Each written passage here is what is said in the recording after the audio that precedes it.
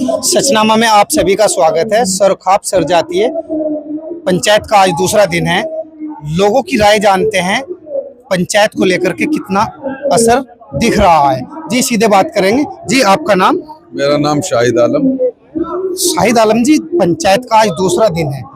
पंचायत में चौधरी जो खापों के आ रहे हैं, लगातार वे अपने प्रस्ताव रख रहे हैं। किस तरह के प्रस्ताव आ रहे हैं? देखो, ये प्रस्ताव जो है सब कुछ समाज के लिए है, समाज को सुधारने के लिए है। और कुछ इस तरह के प्रस्ताव हैं उसमें, जैसे आपस में कोई झगड़ा है, फसाद है, वो बैठ के उसको निपटा लिया जाए। और जो पहले से खापों का इतिहास रहा है उसको एक बार फिर से 15 साल बाद ये पंचायत हुई है, इसको एक बार फिर से उसको लागू किया जाए। इस तरह के प्रस्ताव यहाँ आ रहे हैं। जैसे कि आपने बताया कि 15 साल बाद ये पंचायत का आयोजन किया गया है सरखाप सरजातीय का। जहाँ तक मुझे जानकारी है कि 12 साल में कुंभ का मेला लगता है, लेकिन ये तो 3 साल और ऊपर चला गया। देखो, ये तो जो पंचायत के प्रतिनिधि हैं, पंचायत के जिम्मेदार हैं, उनको ही ये निर्णय लेना था। 15 साल बाद ये लिया गया। 15 साल में अब एक बार फिर से उन्हीं निर्णय पंचायत खापों के से लिए जाते थे, उन्हीं निर्णयों को दोबारा लिया गया है उन पे, और उन्हीं को पे अमल लाने के लिए ये पंचायत को उनको ताजा करने के लिए पंचायत रखी गई है। समाज में जैसे एक मुद्दा चल रहा है लिव इन का, युवाओं में लिव इन का क्रेज बढ़ता जा रहा है दिन पर दिन।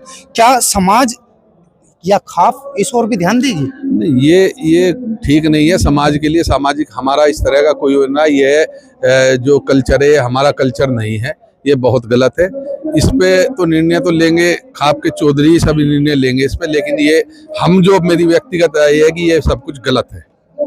अच्छा, जैसे पंचायतें होती हैं, गांव में पंचायतें होती हैं, देखते हैं हम, तो पंचायतें जैसे होती है तो वहाँ महिलाओं की बात जो है रखी जाती है या दबा दी जाती है? आज भी नहीं, सभी बात तो रखी जाती है। ये है सामने आके नहीं रखी जाती, लेकिन उनकी बात, उनके जो जितने भी जो उनके अधिकार होते हैं, उन अधिकारियों की बात होती है। ऐसा नहीं है, महिलाएं भी हमारे समाज का हिस्सा है और उनके बिना भी कुछ नहीं है, उनकी बातें सब रखी जाती है। अच्छा, पंचायत में कुछ समय पहले जैसे मैं रिपोर्टिंग कर रहा था तो मैंने देखा था कि महिलाओं को मोबाइल रखने पर एक प्रतिबंध के रूप में एक ऐलान किया गया था। क्या अब भी उस ऐलान को, जो ऐलान किया गया था, वो मुद्दा अब भी रहेगा या फिर क्या बदलाव है इसमें? ऐसा तो अभी कुछ नहीं आया। देखो, मोबाइल एक अच्छी सुविधा है, लेकिन उसको किस तरह से यूज किया जावे, ये संस्कार देने चाहिए कि उनको सही उनका यूज हो, सही इस्तेमाल उनका हो। क्या दिक्कत है? ये तो एक आविष्कार है और ये इससे बहुत सुविधा बहुत हुई है, तो इसमें ऐसा तो कुछ नहीं है। अच्छा, डिजिटल की अगर हम बात करें, मोबाइल में डिजिटल ऐप आ रहे हैं तो लगातार देखा जा रहा है कि महिला उस पर नृत्य करती हुई नजर आ रही है, कहीं चूल्हे पर नृत्य करती नजर आ रही है, गाती हुई नजर आ रही है। इस और क्या ध्यान है खाप का? देखो, खाप का तो बताएंगे चौधरी, लेकिन ये हमारी सभ्यता में नहीं है। ये इस तरह का नहीं होना चाहिए। जो हमारी सभ्यताएं हैं, हमारे देश की सभ्यताएं हैं, उसी पे हमें रहना चाहिए। अच्छा, जैसे ग्राउंड रिपोर्ट पर हम जाते हैं तो कुछ गाँव में स्कूलों की कमी देखी जाती है। लड़कियों को दूर जाना पड़ता है तो जाने में दिक्कतें का सामना करना पड़ता है, तो बीच में ही कहीं ना कहीं पढ़ाई को छूट जाती है। तो क्या उस और भी कोई ध्यान है? क्या ऐसा कोई प्रस्ताव है? देखो, सभी जो हैं जनप्रतिनिधि जो है, हम लोगों के सबके बीच से जाते हैं। उन जनप्रतिनिधियों से भी ये हमारा सवाल है कि एक इस ओर भी ध्यान देना चाहिए। जहाँ ज़्यादा दूरियां हैं वहाँ स्कूलों का निर्माण कराना चाहिए, स्कूल शुरू होने चाहिए वहाँ। और इस तरह की कोई बात नहीं है कि अभी हमारी लड़कियां, हमारी माताएं बहनें सभी जो है सब बाहर निकली हुई हैं, सब जाते हैं शिक्षा के लिए। कहीं भी जाना पड़े, शिक्षा के लिए कोई वो नहीं है। देखिए, मैं युवा है मेरे साथ में, मैं उनसे भी बात करूंगा। आपका नाम? मेरा नाम रुस्तम राणा है। रुस्तम जी, जैसे पंचायत में युवा भी आ रहे हैं, भारी संख्या में युवा देखने को मिल रहे हैं, तो समाज में कुरीतियां फैल रही हैं। ज्यादातर देखा जाता है कि युवा नशे की ओर बढ़ता जा रहा है, तो इस ओर क्या खाप का क्या निर्णय रहेगा? देखो, ये खाप का निर्णय रहेगा क्योंकि नशा बहुत ज्यादा बढ़ता जा रहा है और नशे पे रोकथाम लगनी चाहिए।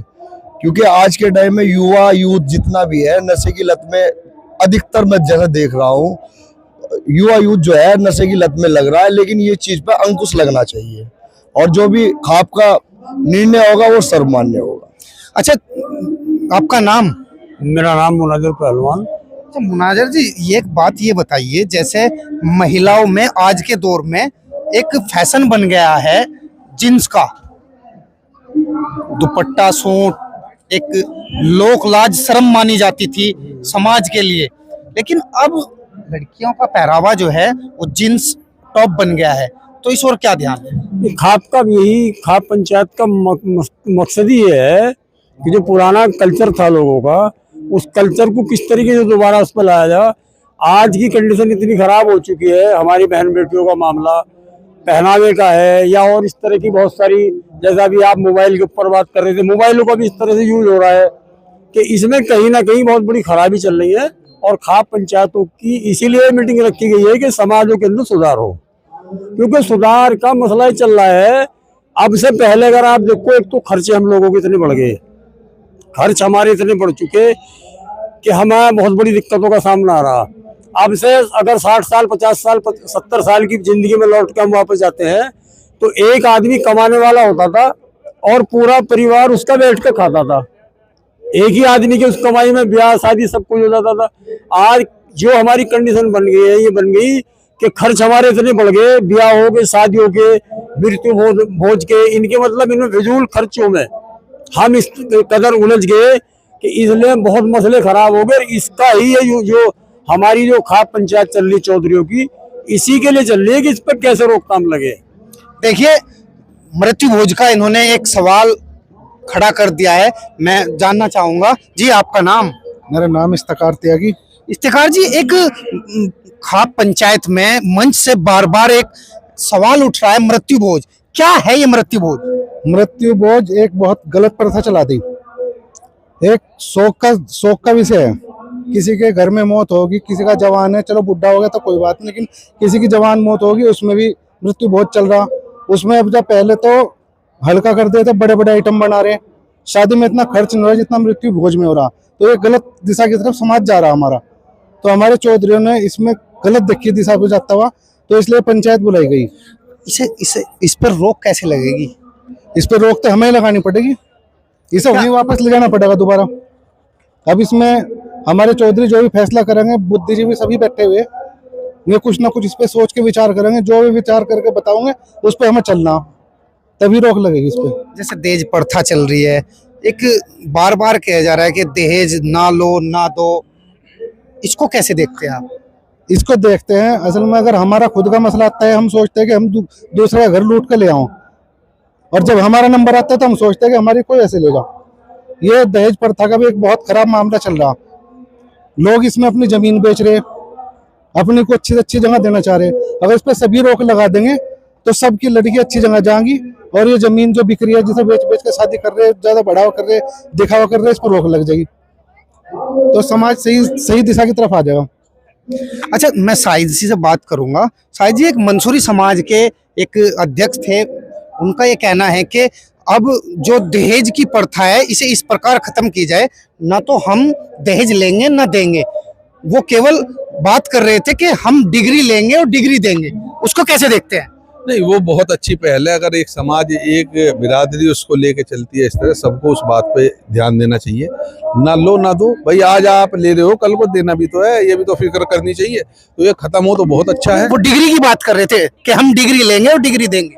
डिग्री का तो शिक्षा से होगा, मतलब उनका, मैंने तो ये बात नहीं सुनी, लेकिन शिक्षा के हिसाब से जिस तरह से हमारी बच्ची होंगी, उसी तरह से जो शिक्षा हमारी बेटी ने प्राप्त की होगी, उसी शिक्षा के बिल्कुल समान लड़का लेंगे तो वो डिग्री की बात वो हो सकती। कितना सही मानते हैं इस प्रस्ताव?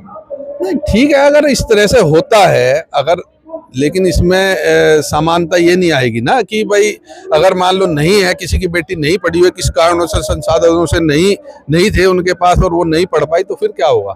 लेकिन फिर भी अच्छा है, इससे ये होगा कि सब लोग शिक्षा की तरफ जाएंगे और अपने बच्चों को शिक्षित करेंगे। देखिए, मैं साहिद जी से बात कर रहा था, कई मुद्दों पर चर्चा हो रही थी। अब 18 तारीख में जो फैसले प्रस्ताव रखे गए हैं, और प्रस्ताव रखने के बाद में एक निर्णायक बोर्ड बैठा हुआ है, वो पूरा एजेंडा तैयार करने के बाद में पूरा प्रस्ताव पारित होगा। पारित होने के बाद में समाज में वो लागू होगा। आप देखते रहिए सचनामा न्यूज। मैं हूं वसीम मंसूरी।